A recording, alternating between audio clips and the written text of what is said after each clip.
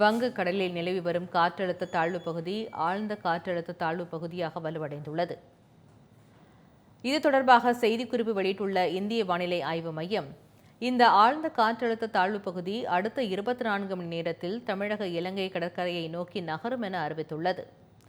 மேலும் நாகை, திருவாரூர், தஞ்சாவூர் உள்ளிட்ட 5 மாவட்டங்களில் இன்று கனமழைக்கு வாய்ப்பிருப்பதாக தெரிவித்துள்ள வானிலை ஆய்வு மையம், நாளை கடலூர், மயிலாடுதுறை, நாகை உள்ளிட்ட மாவட்டங்களில் மிக கனமழைக்கு வாய்ப்பிருப்பதாக தெரிவித்துள்ளது. மேலும் நாளை மறுநாள் திருச்சி, பெரம்பலூர், கரூர் மாவட்டங்களில் மிக கனமழைக்கு வாய்ப்பிருப்பதாகவும் வானிலை ஆய்வு மையம் கணித்துள்ளது.